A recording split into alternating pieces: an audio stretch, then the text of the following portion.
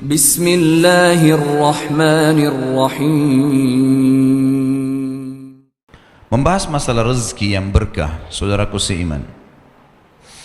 Rezeki kalau kita itlaqkan, jangan pernah difahami hanya sebatas materi. Karena kebanyakan orang memahami rezeki itu ya hanya sekedar makanan, minuman, pakaian, kendaraan, atau transportasi, ataupun rumah. Selain daripada ini nggak dianggap rezeki oleh dia. Sehingga banyak sekali orang yang tidak tahu kalau dia sedang kaya raya, dia sedang melimpah rezeki padanya. Karena tadi lingkup rezeki dia hanya lihat ada dalam bentuk materi. Saya akan rincikan misalnya, setiap saat teman-teman sekalian bangun tidur bisa melihat sesuatu, bisa membedakan warna-warna. Bahkan saya sekarang bisa melihat kepada jemaah sekalian dan jemaah melihat ke saya, ini sebuah rezeki yang tidak terhingga. Penglihatan seseorang, cahaya yang bisa ditangkap oleh matanya sehingga dia bisa memantulkan kembali apa yang dia jadikan sebagai targetnya. Ini sebuah nikmat. Bukankah seseorang di antara kita walaupun punya miliaran rupiah tapi matanya buta, dia kesulitan? Bukankah kalau kita balik seseorang yang penglihatannya terang, kemudian penglihatannya mau dicabut, diganti, dibutakan, dibayar miliaran, dia menolak?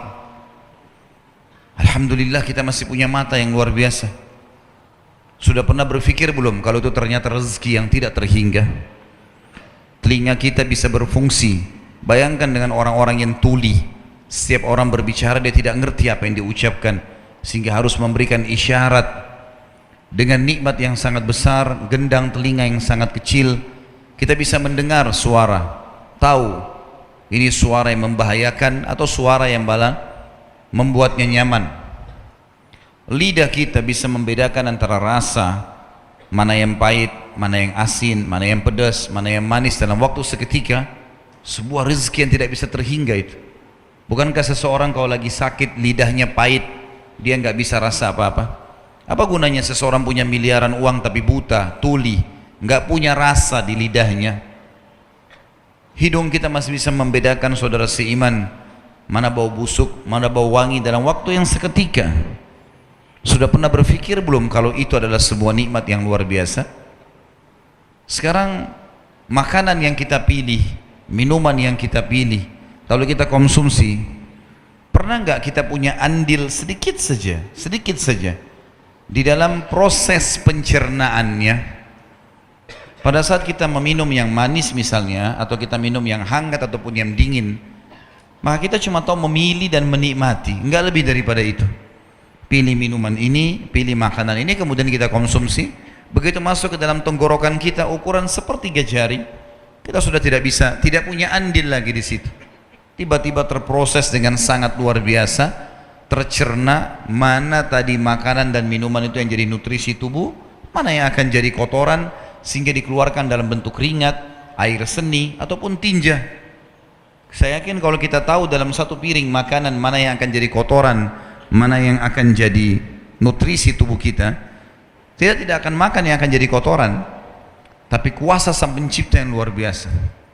Bukankah seseorang di antara kita tiap hari menikmati pada saat dia mau ke kamar kecil, dia kebelet kencing misalnya, dia langsung kamar mandi, dia buang air kecilnya, dia tidak berpikir jauh, ternyata itu adalah sebuah kotoran yang harus dia keluarkan. Ada orang nggak bisa kencing, kena penyakit kencing batu misalnya, susah mau kencing, teriak-teriak kesakitan. Kita bertahun-tahun menikmati itu semuanya, buang air besar. Ada orang kembung perutnya, nggak bisa keluarin angin, nggak bisa keluarkan kotoran, tapi kita bisa dengan mudahnya, mungkin dalam satu hari bahkan beberapa kali kita lakukan. Dan sekian banyak hal yang luar biasa. Sehelai rambut saja di kepala kita itu sebuah nikmat yang luar biasa. Sekarang di Amerika, khusus bagi orang-orang yang rambutnya rontok dan tidak bisa tumbuh, itu untuk menanam satu rambut ada biayanya $10. Rambut kita ini di kepala tiap hari kita bisa pegang, mandi, sampoin, sisir. Berapa helai rambut di kepala kita? Pernahkah kita syukuri semua ini teman-teman sekalian? Nikmat yang luar biasa yang tidak bisa terhingga. Ini sebuah rezeki yang besar. Makanya pernah ada seseorang datang kepada seorang syekh di Saudi, orang miskin menurut dia sangat susah hidupnya, makan masih minta-minta sama orang. Menurut pandangan dia rezeki itu hanya materi. Maka dia datang ke majelis, selalu dia mengatakan, syekh, kalau syekh ini, kalau kita di Indonesia kiai, saya ini orang miskin minta bantuan. Syekhnya, kalau kita di Indonesia ini kiainya, ingin memberikan pendidikan kepada orang ini. Dia bilang, kamu orang kaya. Dia bilang, saya orang miskin. Syekhnya mengatakan lagi, kamu orang kaya. Dia ulangi lagi, saya orang miskin. Kata syekhnya, kamu orang kaya. Dia bilang, demi Allah saya orang miskin. Kata syekhnya, demi Allah kau orang kaya. Kaget dia.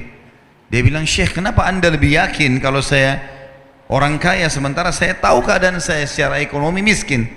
Kata syekhnya, memang kamu kaya raya, mau saya hitungkan kekayaan kamu? Dia bilang, iya. Baik, kamu punya berapa jari? Saya punya 10 jari. Mau nggak satu jarimu saya potong, saya bayar 1 juta real.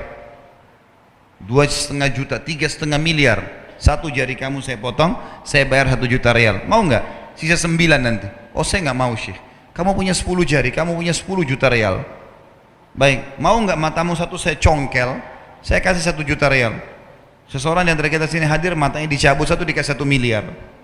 Tapi matanya nggak ada. Dia bilang, saya nggak mau. Baik, kamu punya 2 juta real. Kupingmu satu dipotong, nggak mau. Apa saja semua nggak mau, ditolak sama dia. Kata syekhnya, kau ini orang kaya raya, tinggal keluar cari makan, itu saja. Bagaimana kamu bisa nilai dirimu miskin? Ini sekaligus jawaban. Berapa banyak orang teman-teman mungkin cuma bawa becak di luar sana, mungkin cuma dorong gerobak, tapi fisiknya sehat, matanya terang, telinganya bisa mendengar, tinggal kerja bergerak hanya untuk cari makan. Ini semua karena pemahaman yang keliru tentang definisi rezeki itu sendiri. Mereka anggap rezeki itu cuma itu saja. Banyak orang teman-teman sekalian, di atas meja makan rumahnya itu mungkin ada 30 macam makanan, seperti raja-raja banyak, mereka nggak bisa makan. Saya berapa kali diundang di tempat-tempat yang orang-orang yang luar biasa kaya rayanya, makanan melimpah sekian banyak, mereka cuma makan sedikit saja, nggak bisa makan banyak. Alasannya kenapa? Karena ada gula, ada ini, ada itu, segala macam penyakit, nggak bisa dinikmati sama dia. Subhanallah, kita lihat orang yang kerja, tukang batu, makan setumpuk seperti gunung, tangannya kotor, makan, nggak ada penyakit tuh. Hah? Lihat bagaimana kuasanya Allah subhanahu wa ta'ala. Kalau kita terlepas daripada belenggu ini teman-teman sekalian, belenggu pemahaman yang salah tentang masalah rezeki, kita akan selalu merasa cukup dengan apa yang ada. Ternyata luar biasa nikmatnya, gitu kan? Nikmat yang melimpah yang tidak bisa terhingga ada pada kehidupan kita ini.